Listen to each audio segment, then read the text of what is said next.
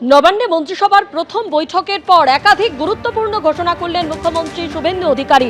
তার মধ্যে রয়েছে চালু কোনো সামাজিক প্রকল্প বন্ধ নয়, সীমান্তে কাঁটাতারের জন্য বিএসএফকে জমি হস্তান্তর, আজ থেকেই রাজ্যে কার্যকর আয়ুষ্মান ভারত, আজ থেকে রাজ্যে জনগণনার কাজ শুরু, সিআরপিসির বদলে আজ থেকেই কার্যকর বিএনএস। এছাড়াও চাকরির আবেদনের বয়সের ঊর্ধ্বসীমা 5 বছর বাড়ানো হলো, কেন্দ্রীয় প্রশিক্ষণ নিতে পারবেন আইএএস আইপিএসরা।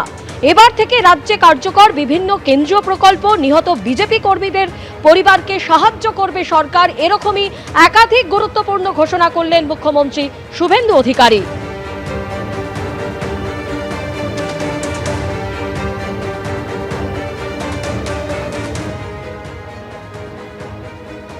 মুখ্যমন্ত্রী শুভেন্দু অধিকারী আরো বলেন, আমিত্ব নয় আমরা, এই নীতিতেই চলবে এই সরকার, পাশাপাশি সংবিধান এবং নীতিকে অগ্রাধিকার দেওয়া হবে।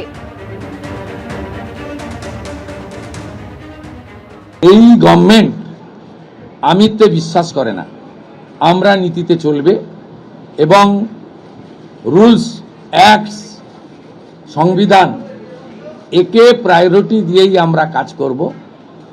আমরা আশা করব এই সরকারের কোনো সিদ্ধান্ত নিয়ে, আপনারা তো বটেই, আমরা বেঁচে থাকা কিছু 2-4-5% যারা সমালোচক, সেই সমালোচকরাও কোনো সমালোচনা করতে পারবেন না, এই রকম সুযোগ এই সরকার দেবে না, ভরসা রাখতে পারে।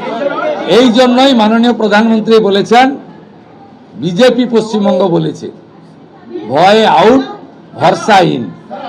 ভরসাটা আমাদের উপরে রাখুন, আমরা ঠিক পথে চলব। শ্রমিক ভট্টাচার্যের বাড়ি থেকে দলীয় কার্যালয়ে যান শুভেন্দু অধিকারী এবং সকাল থেকে যে ছবি দেখা যাচ্ছে, সেজে উঠেছে বিজেপির কার্যালয়। কুলো গাছকৌটো দিয়ে নতুন মুখ্যমন্ত্রীকে বরণ করেন বিজেপি কর্মীরা। সবাই আমাদের মহিলা মোর্চা সবাই একটু দাদাকে গোলাপ ফুল দিয়ে সম্বোধিত করছে,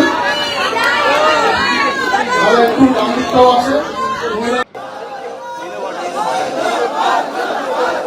শ্রমিক ভট্টাচার্যের বাড়ি থেকে দলীয় কার্যালয়ে যান মুখ্যমন্ত্রী শুভেন্দু অধিকারী।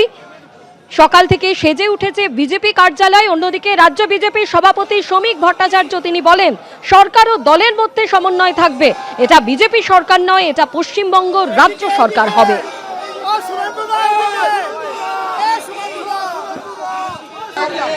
সরকার এবং দলের মধ্যে সমন্বয় থাকবে, সরকার সরকারের মতো চলবে, পার্টির ম্যানিফেস্টো বা সংকল্পপত্র সেটা ইমপ্লিমেন্ট যাতে হয় তার জন্য সরকারের সঙ্গে যোগাযোগ রাখবে। কিন্তু যে সরকারটা তৈরি হতে চলেছে এটা বিজেপি সরকার হবে না, এটা পশ্চিমবঙ্গ রাজ্য সরকার হবে। না, এবিপি আনন্দ, এগিয়ে থাকে, এগিয়ে রাখে।